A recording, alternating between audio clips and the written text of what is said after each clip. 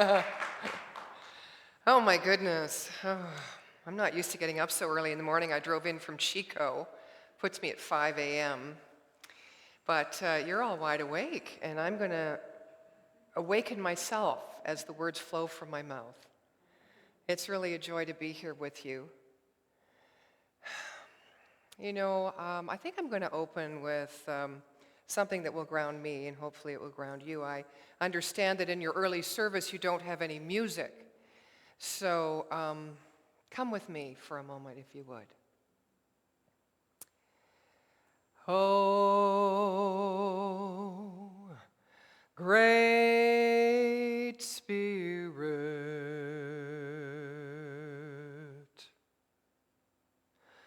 earth, sun, sky, and sea, you are inside,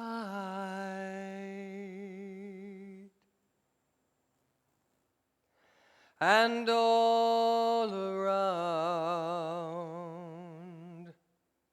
all around,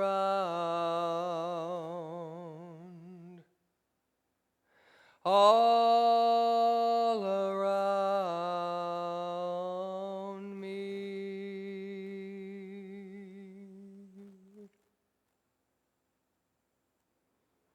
Take a breath. And breathe into that sweet space that lives within you, that place that is innocent, that place that is welcoming, and that place that knows no resistance. I just came back from the 2019 Ministers' Gathering in Kelowna, British Columbia, where I live.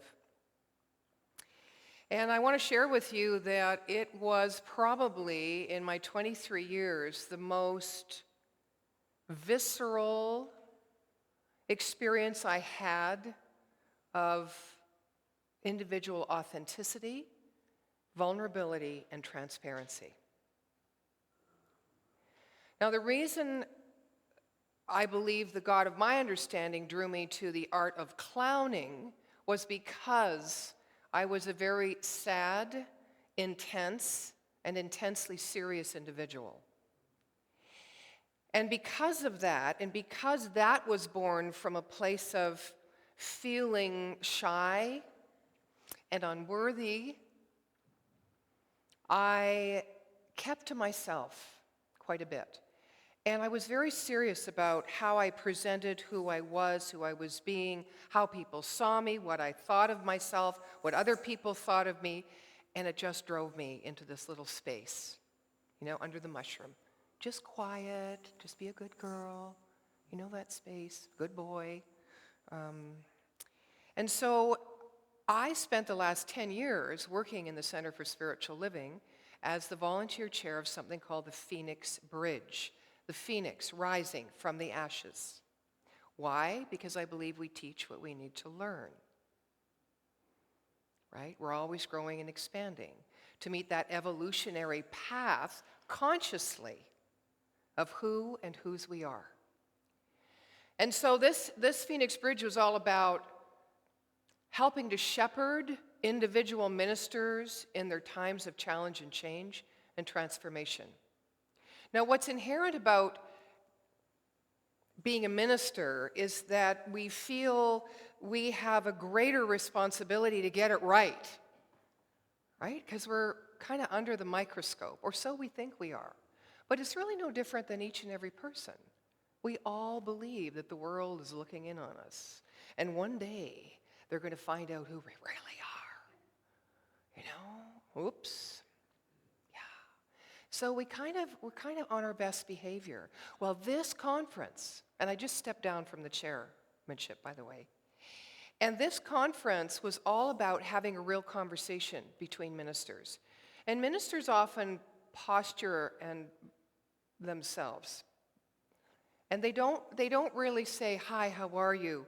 with their arms open unless they know you really well or unless they know each other really well. What often happens is, "Oh, I'm Reverend so-and-so of this church," and they say, "Oh, great. How many people do you have?" And it's like that. It kind of goes like that until you have a glass of wine. Then it goes like this. But the long of the short of this story is that everyone was able to go from what they were mad about and angry about to what they were sad about to what they were glad about to who they really were. And it was facilitated masterfully by the Minister Council of CSL. And I don't think with 130 people in that room over 3 days, there was one dry eye. There certainly was not one closed heart.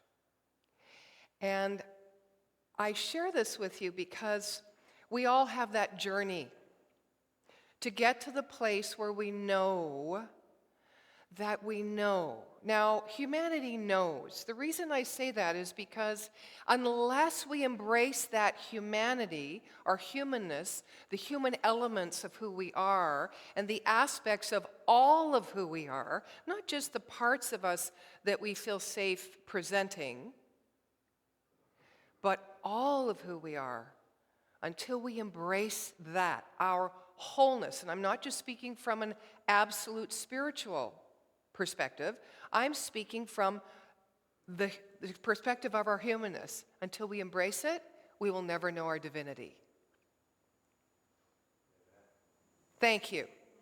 I can have a couple of hallelujahs because it took me 66 years to get that one. Thank you. So what that means is show up the way you are. Oh, okay, now here's the other question. Do I really know who I am? Well, what do we need? What's our need? What's our desire in the moment? What's moving us? What's pulling us away, making us withdraw? What's pulling us forward, making us want to express or share or touch? What are those things? Are they needs? Are they values? Are they wants? Are they real? Are they false gods?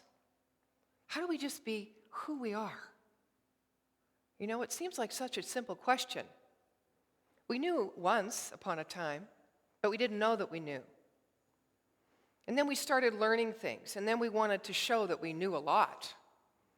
And we moved into that resistance to the mainstream. I don't know if there's any rebels out here, but Science of Mind usually brings a lot of them into the foreground, right?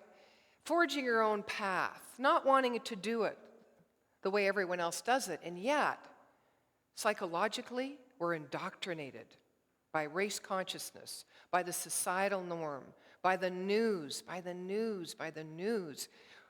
What is your news today? Can we peel ourselves away from what's going on out there? If we can't, we will never know who we are, because we don't know who we are until we express who we are. We must express in order to experience. I don't know how many times I've said in my life, I don't know, and felt guilty for not being aware or feeling that I wasn't smart enough or that I should know better. And then there's, I know what I know, but I don't know what I don't know. And then there's, I know that I don't know. Like that's supposed to be some higher level in the pyramid of spiritual enlightenment. We know what we know right where we are. And we know everything, not based upon our past experience, not based upon societal norm or the news or what other people want you to believe or want to convince you that you need to buy in order to be a better person. It's all right here. It was born here. And our journey on the spiritual path is to awaken to the truth that we are as individualized expressions of the Holy One in each and every moment. This is not a one day I will, or if only I should. We've got to watch how much time we spend in those two perceptions. perceptions that cause us to believe certain things about ourselves. Because the only truth about ourselves is who we are being and how we are seeing and what we are feeling in this moment. So my work about lightening up is to bring myself into the holy now, because it's the only place where the fullness of life can be experienced. And the only way we can experience the fullness of life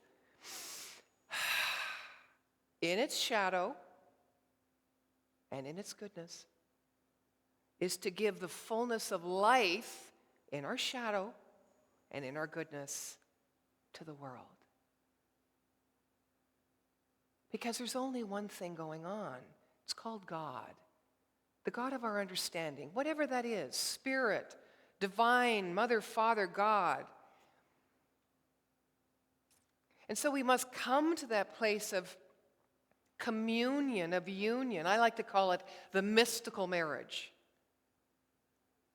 You know, I've been in ministry now for 22 years, since I graduated.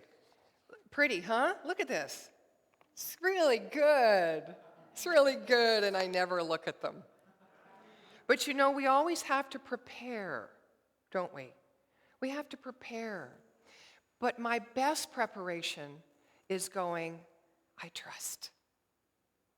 My affirmation coming here was, "O Great Spirit, guide me in having my thoughts being logical and sequential, that will allow me in a beautiful natural flow to move upon the creative power of my word, to touch the heart of the listener."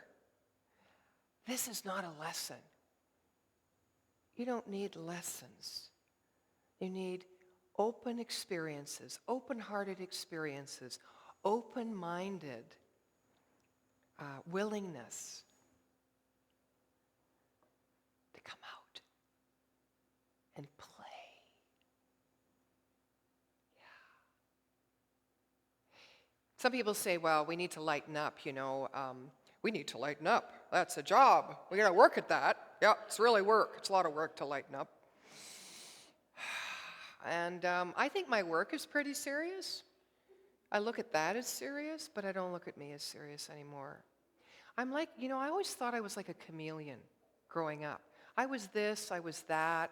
I was part woman, I was part man. I loved women, I loved men. I was an only child. I left home at 13. I became an alcoholic. Thanks, Mom and Dad.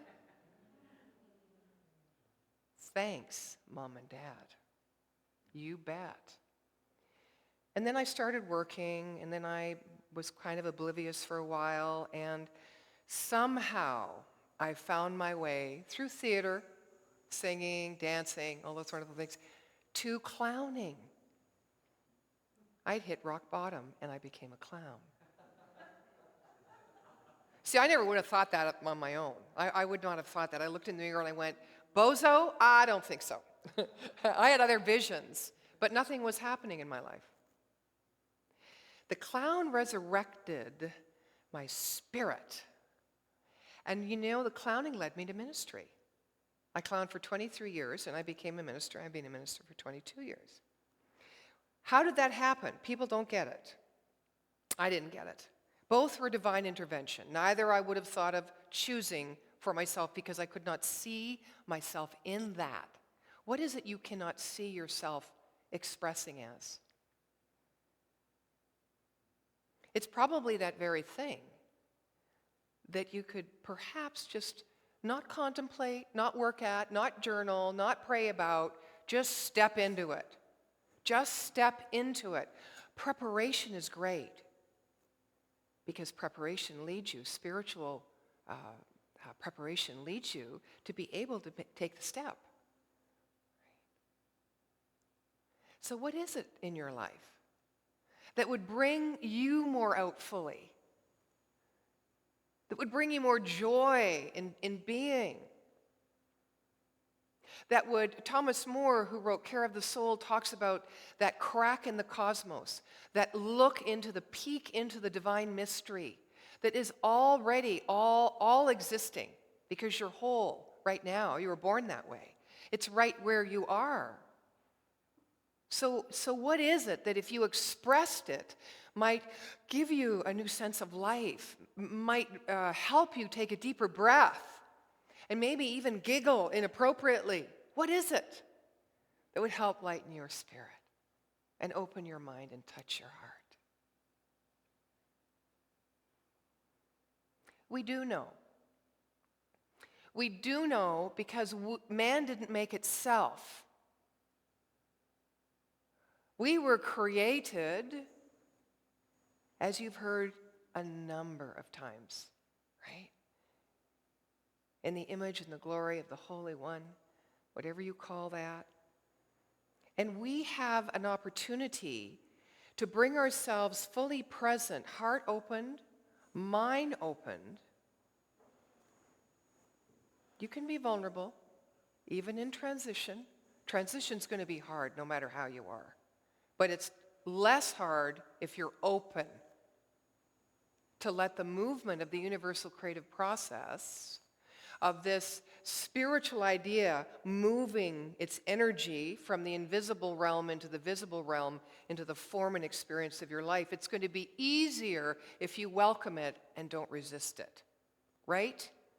Yeah, it's too hard on our hearts and our minds. Really. So to say yes, to welcome something in, ask us to surrender. And inherent in the idea of surrender, a lot of people like the words release. It's a little better, right? Oh, I'll let go of that. But when you say, I have to surrender, I don't know what the image you get is, but this is the image I get. And it is a death. But it is part of the life-death cycle. And it's very interesting. The more you let go of, the more you become. There's another saying that illustrates that. God is found by subtraction, not addition. Yeah. So again, what do you need to surrender to? And I'm not saying let go of the tchotchkes, the adornments, the aspirations. That's certainly one layer, and that's a way to start moving in that direction, so it's good. I'm talking about what beliefs do you need to let go of, about who you believe yourself to be or who you know yourself to be, because it can only be, our knowledge can only be from a past experience, race mind consciousness, going back many generations, or from our imagination of what we would like to create in the future. But what about knowing through the doorway of imagination and surrender and active faith? That's a whole different spin on the word knowledge. So I know all that I know, not all that I've known, but all that I open to know. And Ernest Holmes, Dr. Ernest Holmes, who I'm sure most of you are aware, is the author of The Science of Mind and Spirit, which is what it was originally called. It's interesting. I don't know why they took the spirit off of that. Did you know that? Yeah. I just found that out about 10 years ago. The Science of Mind and Spirit said we only can know what we can demonstrate. We only can know what we can demonstrate. You know, a million thoughts through the mind during the day. All thought is creative. All thoughts create, but there are some thoughts that create more than other thoughts. Which thoughts are those? Any Science of Mind students here? Which thoughts are more creative? All right, the ones that become our mindset, right? And the mindset is not in our conscious mind, it's in our subconscious mind, where those core belief patterns have been created year after year. Thank you. And the ones in our subconscious mind or our core belief systems have a lot of conviction and energy and feeling and emotion attached to them. That's the creative part of our mind. There's not two minds, there's one mind, but two states of mind. Our conscious mind, forgive me for those of you who are advanced students, but we all need to remember, drop into our subconscious mind, right? And so they will adhere to the mindset. So we have to keep being aware and having original thoughts. That's why we open and surrender to listen to divine guidance, which really isn't out there, it's in here, it's rising within us, because we do know what we need to know. We have everything we already need. But the conscious mind often fights that idea. Yeah. And it sets us back into old belief and therefore old experience. So that's really the journey. It's coming out. It's coming out in mind. It's opening our heart. It's being willing to express in ways that are honest and that are authentic and that are real. You know, when I opened a clown school in Calgary back in the 80s, someone had put my name in a Jewish community letter and said that I was going to open this clown school, a 12-week course. And I'm like, I never said that. I didn't have a course. So I got to writing the course and teaching the class, and then I had all these clowns, and then I had a clown agency, and then I did a show that was toured through the service clubs through British Columbia and Alberta on substance abuse. I knew about that. And I forgot what I was going to say. Do you ever have those moments? Good, good. Clowning. Oh, I don't know what it was. There you go. See, when you try to reach for something that didn't need to be said, it stops you in your tracks, doesn't it? But the embracement of our humanity to know our divinity, to me, is the way that I have found true joy, true peace. When I moved to Kelowna 3 years ago, I did so because I had looked after my mom for 11 years. I had my center. I had retired from that center. 3 of my best friends died from the same kind of breast cancer. I left my home. I sold my home. So I thought, well, I was on quite a trajectory, so I might as well leave Calgary, where I was for 37 years. So I moved to Kelowna, which is a place I never liked, because I just wanted to surrender everything. I wanted to surrender my identity, who I'd held on to for so long, so I felt seen and heard and of value. I felt value in my clowning career, but I would have to say I felt more value being a minister, probably because of the way I perceived clowning in ministry. Ministry seemed to be a more of a, sophisticated, elegant profession.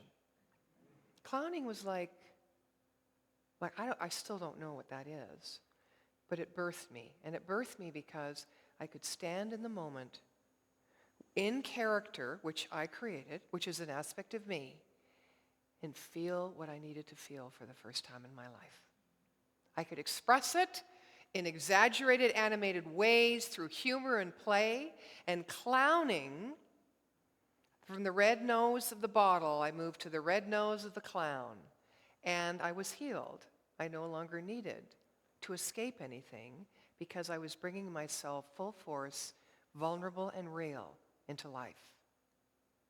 And then clowning, the mystic, the one that flows with life instead of has to initiate it, the one that just responds and listens and watches and observes and becomes the sacred witness, knowing that there's only one person, the beautiful fluidness that happens in the art of clown and play led me to ministry. So, right within your humanity, let me rephrase that, right within your expression, your authentic expression of your humanity lies the experience of your divinity. You can't have one without the other. God does not know itself except by means of you. We do not know ourselves. We never come home to our truth, to that beautiful place of peace and gratitude and enthusiasm for life without that something greater, that something more. Someone once said to me, "What's your religion?" Well, I've dipped into everything you can think about, so I'm sure many of you have, until I stopped seeking. So I say to them, my religion is the religion of more. More expression and experience of who I am and of what life is. So if I could leave you with anything today, I've already done it. Embrace your humanity to know your divinity. And bring yourself wholly present to the moment, because that's where the fullness of your life will be experienced, and where the fullness of life of others can be inspired to meet you, where two or more are gathered. And so it is. So it is. So join with me now in knowing that truly there is only one supreme, all-knowing, all-loving power that is creative, that is infinite in its potential, that is always moving within itself to create out of itself perfection and wholeness in diversity of expression. I know that I am that which creates all. I know that I am that which experiences all. I know that I am the thinker behind the thought, that which witnesses it all, that everything is happening in, as, and through me. And so I just take a breath and I move into that awe and wonderment that exists, called life. I let go of needing to name myself, my value, my past, my future, and I just bring myself into the beauty of the connection, the connectivity of this beautiful creative energy that I am. And as I align myself, mind, heart, body, and spirit, I know that for me and for everyone here present, that there is only this life that can be lived. And I know that I live it well because I open to it, because I welcome it, and because I allow the fullness of who I am to meet the fullness of who life is in each and every moment. I release judgment. I release the need to try to feel like I am somebody, and I surrender into the inherent, innate, native goodness and wholeness and beauty and magnificence of who and whose I am. I am deeply grateful for this knowing that's all I really need to know. And so it is.